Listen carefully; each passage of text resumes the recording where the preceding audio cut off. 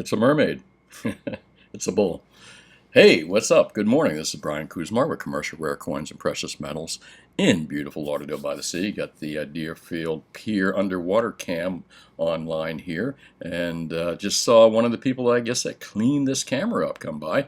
I was wondering why all the fish were kind of scared and running around all of a sudden, and that was it. A human, let's just call her a mermaid, coming by to clean the camera so we can view this in the morning. Beautiful cam. Most of you are already familiar with this, the live Deerfield Beach cam in beautiful Deerfield Beach. I wish we had one on our cam out here on this pier, but this pier is still really not what it should be. No less, let's move into markets today. What a beautiful picture that is. I'm going to refresh this real quick because it's been a few moments since I've refreshed. Let's take a look here. 1800, hovering that 1800 range. Silver to kind of like blah. It's like a blah day. I'm wondering if they're going to monkey hammer it on this Friday. Or if we're going to just see like a blah week in general. I suspect at this level, because it's just hovering at 1800 and hovering at 25, I just got a gut feeling that we are going to see some more monkey hammering coming up. But who knows? Don't count on me to say that. Is right now a good time to buy? Possibly. Maybe it'll go up. Maybe it'll go down. No less, as I've told you in the past, whatever levels you're buying at right now, you're fine.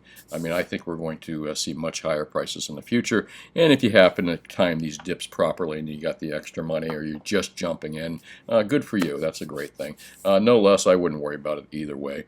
Let's take overnight markets. Yeah, dip below at 1800, 1794 to 1805. And silver at 25, still holding on to that 25 range. It looks like it almost got to that high 24s, but not quite overnight. Certainly sitting at 2509, a little bit higher. Not at the high of 2529 as it was yesterday. Platinum 1059. Man, platinum just languishing in that $1,000 to $1,100 range for whatever reason that may be. However, it is what it is, and I still think it's a great buying opportunity. That's just my opinion. Let's go into zero hedge here. Not a lot of news today. Actually, kind of a blah day out there as far as news go. News and other things. Just the same old is what I'm saying. I'm not even going to look at that. The most terrifying map in the world. Well, I don't want to be terrified today. U.S. home prices have never risen this fast. Chinese, blah, blah, blah. Overall, just the same old. I don't think we're seeing anything crazy happening. But then again, you never know. You wake up in the morning and something does crazy. This was a good little topic we should probably just kind of quickly go over. Fear of missing out. I think that's where some of the new precious metals people that came in got into precious metals. The younger folks got in with the Wall Street Reddit Silver Group. Maybe because of fear of missing out. There's always that crowd out there. They're jumping from market to market.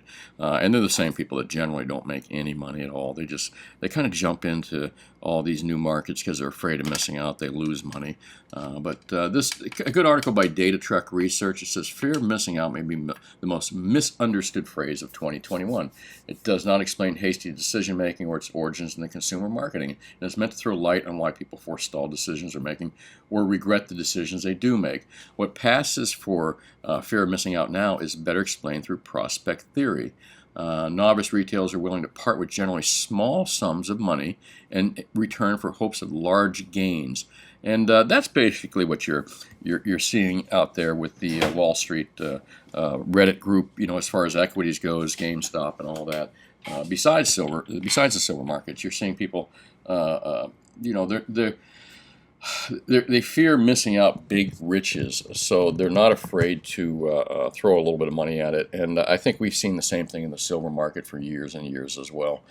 Fear of missing out, as we discussed today, is a useful twist on an important behavioral finance topic and has lessons beyond investing. But we're getting ahead of ourselves. 3 points on fear of missing out. As a term, its origins in marketing, the phrase of fear was coined by Dan Herman, a marketing consultant in 1996 on his observations from consumer focus groups. Despite a variety of research topics and business categories being most consumers express at one time or another clearly fearful attitudes towards the possibility of failing to exhaust their opportunities. People fearing that they don't take advantage of opportunities and that they're going to die poor or something. Missing out is inevitable. The fear of missing out, on the other hand, is the emotional reaction resulting from the attitude of holding having options open to us in high regard. My research shows that probably 70% of all adults in developed countries experience fear of missing out to a varying degree. That's kind of an interesting thing. FOMO is a variation of the prospect theory. And what is a prospect theory? Let me think. His big idea was that humans don't value feature outcomes in a linear fashion. For example, the prospect of losing $100 is roughly twice as distressing as the prospect of winning $200 is pleasant. A simple example of how this works. Say someone offered you the choice of $1,000 or a coin toss bet for $2,500. Call the toss correctly, you win $2,500. Get it wrong and you walk away with nothing. It should be an easy decision because the value of $2,500 coin toss is $1,250. That's more than a $1,000 sure thing. So you should go for the riskier option. And countless experiments around the world, however, many people chose the sure thing, even though the expected return on the coin toss is greater. So most people, instead of taking the coin toss, which they had a 50-50 chance, I think, on coins, of not on my coin, though. My coin comes up bull every time. I don't know what coin they're using. You have a 50-50 chance of coming out with $2,500. You went in with basically nothing, and then they give you the opportunity. Well, you can. It's almost like that game show. Remember where you could pick door 1, 2, or 3. You could pick what's in the box. Fear of missing out. But people actually took the sure bet. That's an interesting thing. So rather than go for the riskier option, most people will take the sure bet, prospect theory. FOMO is therefore a reason for inaction, too many choices, or regretting the options you choose. Another one might have been better. Not real an explanation for why someone moves quickly and indiscriminately. So what happened to make FOMO a call to action for a new cohort of retail investors? New retail trading apps have lowered the cost, and he's talking about what's happening now. Retail trading apps have lowered the cost of trading, so effectively zero. Have almost no account size minimums and allow trading as little as one share. New investors tend to be younger, more active on social media. Research shows this correlates strongly with the worst emotional aspects of fear of missing out. Very interesting. Maybe it just accelerates it on social media, when people talk about it. If you're talking about it with your buddy in the old days, when you're at work or something like that, that fear of missing out would probably spread very slowly. But in today's world, with almost instant communication, even with people you don't know, fear of missing out probably spreads like wildfire now. So this cohort is primed to take action rather than feel left out. In many cases, their account balances are small, about $4,500 on Robinhood as average. That I didn't know. So the average account on Robinhood is about $4,500. That's kind of interesting. Some were even funded by last year's fiscal stimulus checks, so they're essentially house money. And again, people didn't mind gambling. The younger folks didn't mind gambling with house money. It was free money, more or less. Kind of like living at your mom and dad's house, I guess. This new group of investors, therefore, see the game differently from prior generations.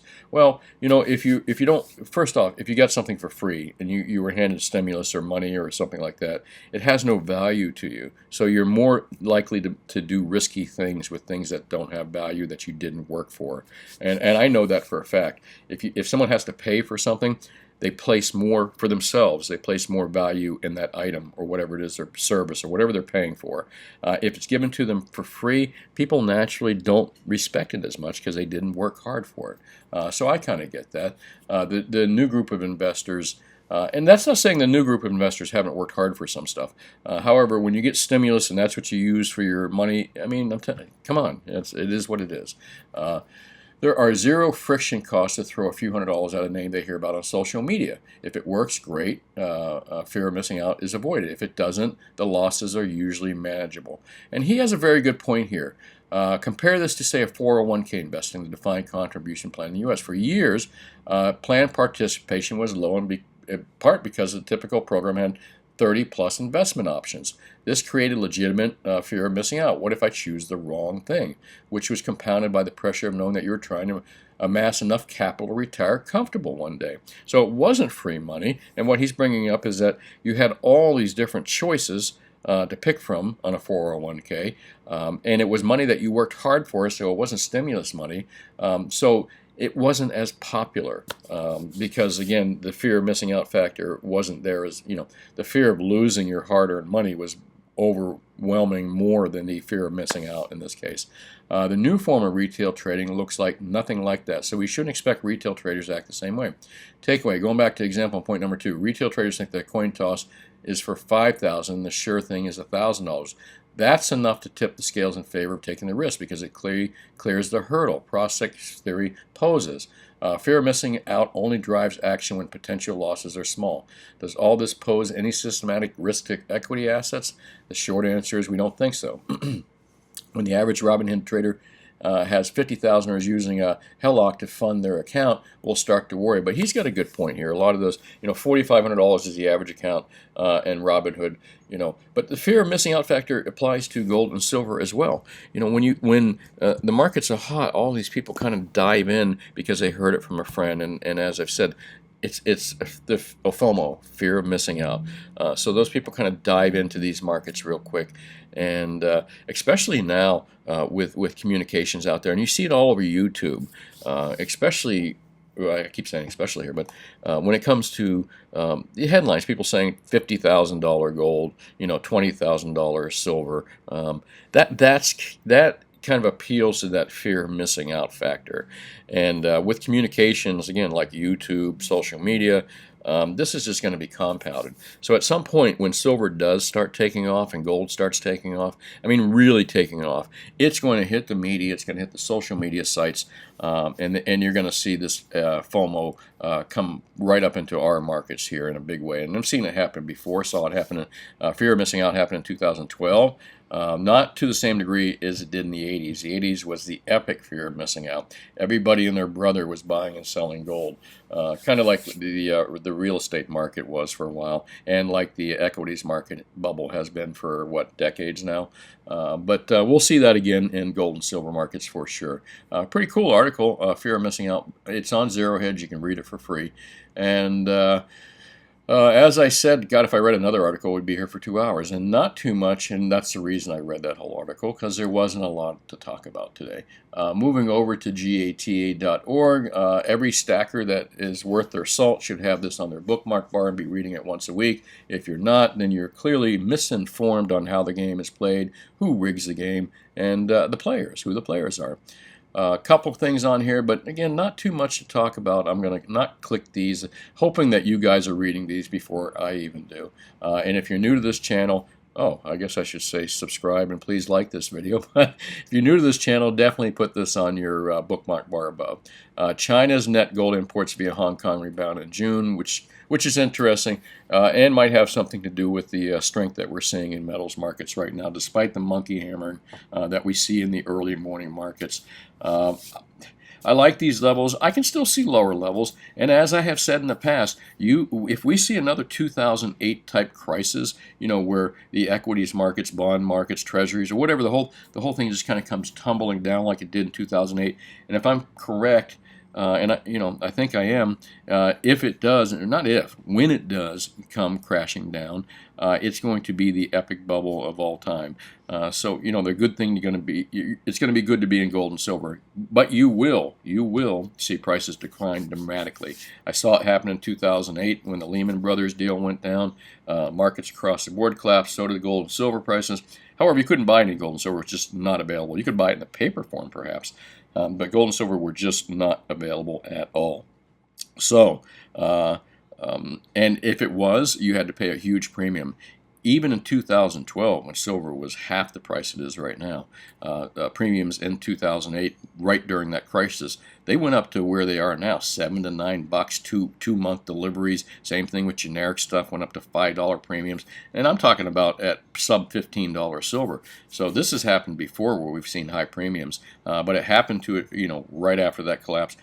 The paper prices collapsed, and everybody said, that's a great time, let's go buy some physical silver and gold. All of a sudden they realized it wasn't available. However, there might be a way around this. I'll discuss this in the future. It might be a good way to take advantage of that, the paper crash. And you know me, I don't like to buy paper, but there may be an opportunity to do something there, get in and out, as long as the whole thing doesn't fold. That's a different story. GATA.org, some good articles on here, and it doesn't surprise me. We're starting to see gold imports and exports pick up across the world. The world does have to go on monetarily, and gold is part of that system.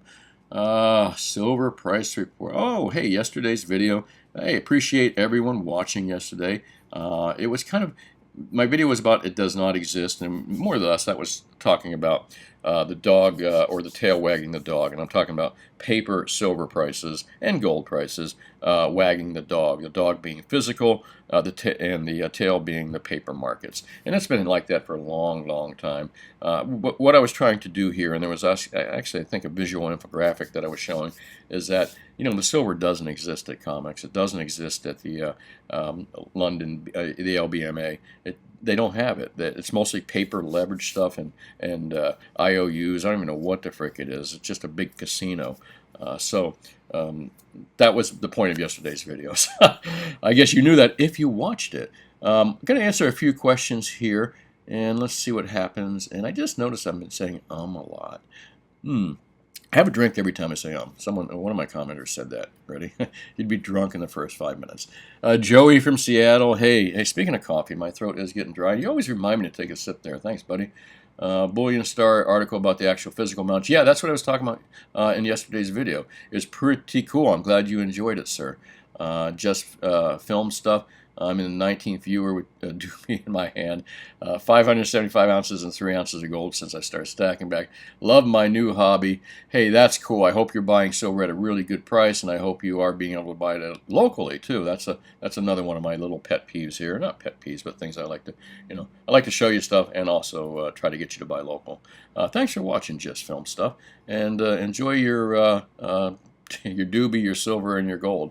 Christian Rose says, great info as usual. Thank you. Thank you, Christian. Appreciate you watching. And hey, does anybody know what these things that say VUM.FYR? Are those like porn sites or something?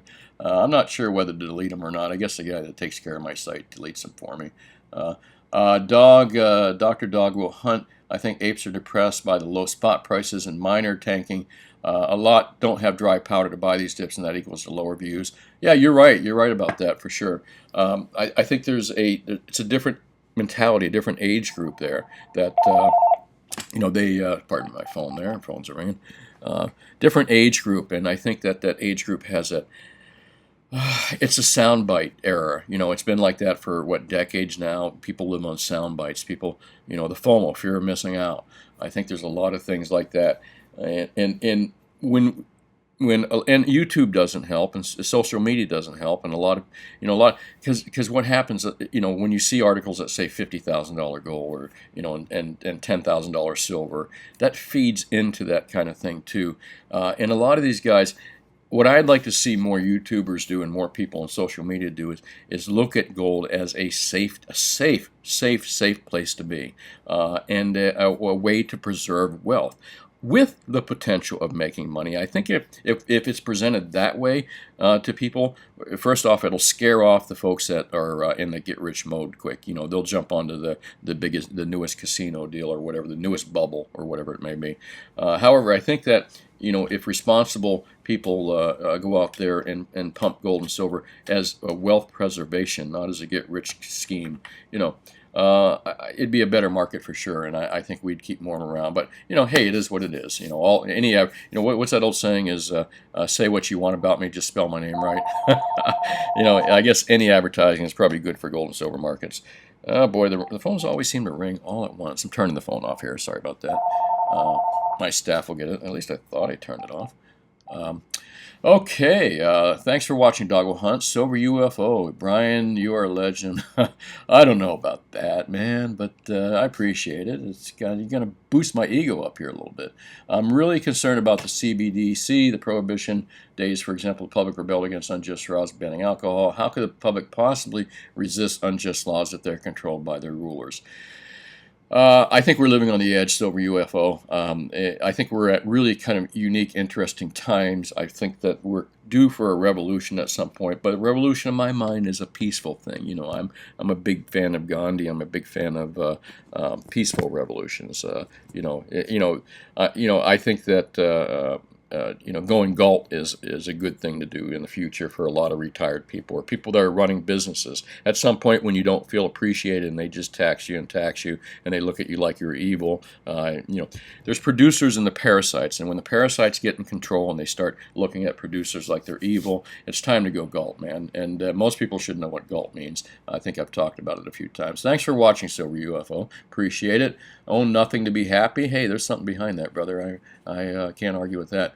Bitcoin is hyped and promoted. Gold and silver manipulated. Gets when they want you to own. I think that they want you to own Bitcoin. That's I like that. You gave me an A or B answer. Couldn't argue. I mean, couldn't argue with that logic at all. And I agree with you 100%. And I think I talk about that. They want you into fiat. They don't want you into the physical metals that they physically hold in their vaults. And I'm talking about central banks, because what do they have in their vaults, folks? Gold. They don't have fiat currency. They don't have this is what they hold. So meanwhile, they try to pawn the crap off on us. Hot girls videos, follow me, leave the way of repentance. I know what that is. I'm just joking around. Leave the way of repentance. Oh my gosh. Oh, they're getting pretty creative in their advertising. Jimmy E. Morby says Bitcoin is sorry about that, folks. Didn't see that earlier. Bitcoin is modern art. I think modern art is shit, but it challenges the way you think about everything. It'll expose the fiat scam and force people to think about sound money. Yeah, that's what I was talking about yesterday. And as a capitalist, as long as people aren't getting ripped off, I like competition. I think I think money should have competition. I think you should have more than one choice of paying someone. I mean, it's probably more complicating, but in today's world with technology, it really wouldn't be. And again, the U.S. dollar and all these countries, the peso, the yuan, they need competition. They should have competition, and competition would probably drive them underground. Again, Gresham's law. We talk about that quite often. Silver Tard says, most people think gold bugs are crazy. We got nothing on the crypto bugs. Yeah, we all have our crazy. Every family has the crazy one. So there's truth to that, sir. I'm surprised you don't get death threats for talking crap about cryptos. That's because I really don't talk crap about it. I just point out the reality of it. And sometimes people don't like reality, but most of the time they're not. People that aren't living in reality seldom get out of the house. So. That's my opinion. Thanks for watching. Boca Stacker, how do I feel about silver kilos? Don't like them, sir. Hey, listen, if you can buy them cheap enough, no big deal, but they're not popular here. Never been a great premium on them. They've always kind of been slightly discounted. However, in a world where when all silver right now has a good premium, hey, if you can buy them cheap enough, why the hell not? But again, it's 32 ounces. You got to sell them in 32-ounce increments. I always like 1-ounce increments and 10-ounce increments, provided you're not paying too much for it. Because, if silver goes to $50 an ounce, $100 an ounce, you don't have to sell a 32-ounce bar. You can sell a couple bars if you need to raise a few bucks. When you have bars that big, you are forced to sell the whole bar. You can't cut pieces of it. That's my feeling. Thanks for watching. Pump and Dump says total manipulation. The Rothschilds get gold cheap. Musk pumping Bitcoin, so idiots jumping in. Yeah, a lot of, hey, gosh, man, there's a man that speaks like I do sometimes. Thanks for watching Pump and Dump, and damn Pit. Hope you're having a good day. Mark, good to see you, bud. Enjoy the content, like your perspective, like your comments, and like you watching. Thank you, sir. Appreciate it. Roy Petersons, did not find you come out on my YouTube. Glad you found me, sir. Really do enjoy your opinions, and driving through Montana and changing 20 and getting back $19. That's cool. Yeah. Those were Montana used to have silver dollars at the casinos. I remember they used to paint them colors or try to maybe put holes in them and stuff like that so people wouldn't take them. But they were still using silver dollars in casinos in Montana or somewhere, I think, even in Vegas. Thanks for watching, Roy. Appreciate it. Mike, yeah, it's that time again. So, hey. Sorry about that. Throat's getting dry. TIPS equal treasury inflation. Yeah, I didn't know the full word of what TIPS meant. Treasury inflation protected security. There's an article we read yesterday that said that the gold price was highly dependent on the U.S. dollar and TIPS. I still didn't do the research and see what TIPS had to do with the price of gold. I'm sure it does. I mean, it has something to do with the dollar, but there's so many technical terms out here in the economy and in investing and all kinds of stuff. Well, anyways, didn't look at it yet. Thanks for saying that, Jim. Appreciate your watching as well. Silver Highwayman, funny business, a monkey hammer.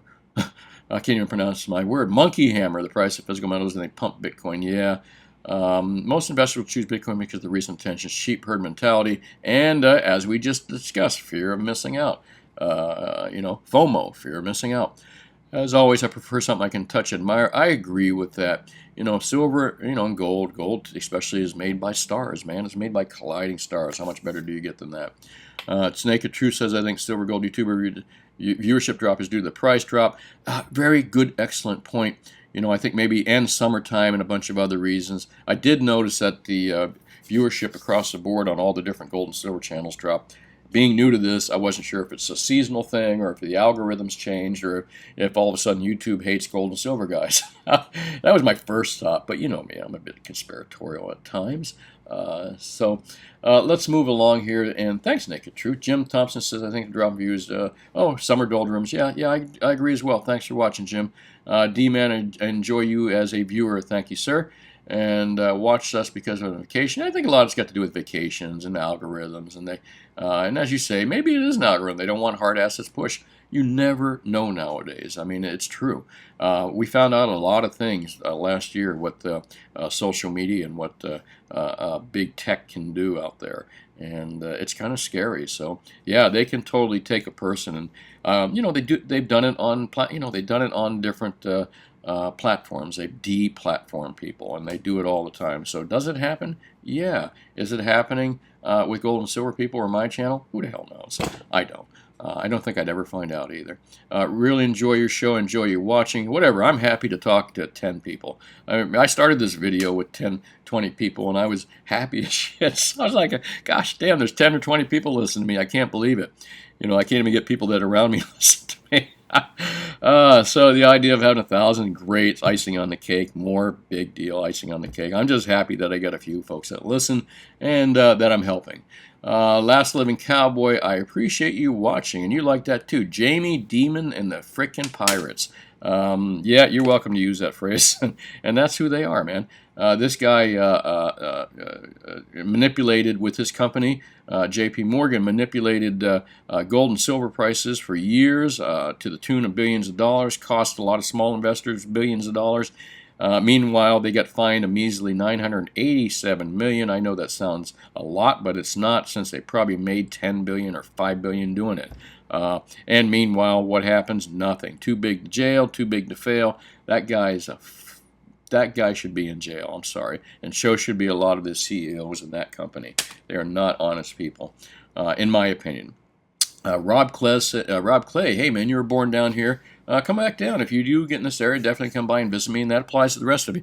As most of you know, I am a brick and mortar in Lauderdale by the Sea. I don't deal outside my immediate area. I only deal locally. So if you want to deal with me, you have to come in the store. I don't deal on the phone or the internet, unfortunately. This is why I always recommend that you try to deal local.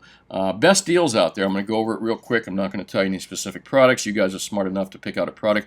My advice always is pick out, first off, you want to pick out a product that's recognizable by the industry and by dealers, not by your buddy, not by you or someone else, but you got to pick out industry-known products. So first, look for industry-known products in silver and gold, and then start looking for what has the best premium, which has the lowest premium. I don't care what it looks like, even if it's 90% dimes, quarters, and halves, which are ugly looking and full of dirt and DNA and worn and scratched up. But it's made by the U.S. Mint, and it's silver, folks. We don't care what it looks like in the industry. All we care about is that we're getting pure ounces of silver, net ounces. You know what I'm saying? So best deals out there, in my opinion, anything you can pay less than a $5 premium for.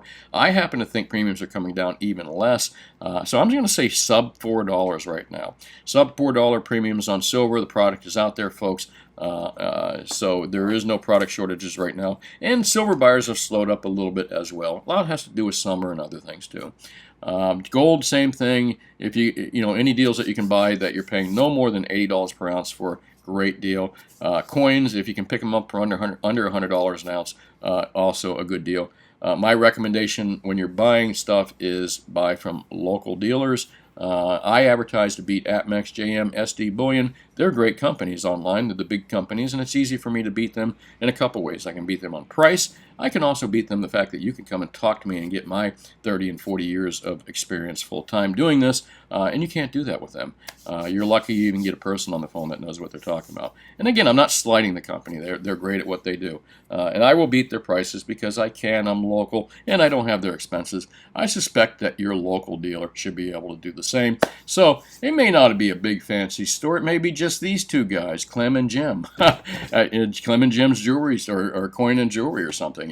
No less, if they've been around for a little while, go on and ask them if they can match or beat the guys online. And by the way, this is a joke. A lot of local dealers, the small dealers, have nice, clean little stores. I'm just trying to have a little fun with this. And the other big complaint I hear about local dealers is the grumpy old dealer. Well, listen, sometimes you got to deal with grumpy people in life, and I have found that some of my grumpiest customers, if you deal with people properly and you don't let your ego get involved, some of my best customers were the grumpiest ones I had now. So let that be a little lesson to you. So my recommendation is keep it local, folks. Keep that money local. It's real important for a couple of reasons. Overlook the little ego things that you may see with dealers if you can. If they're a complete asshole, then I get not seeing them. But find another one. You're going to have to keep your business in-state somehow. It's really important to keep your business local for jobs, community, and business. I really earnestly believe that. So that's really going to wrap up this show for today. Thanks for watching. Coin says a bull. Man, these coins love the bull. I don't know what it is. Hey, I love the bull too.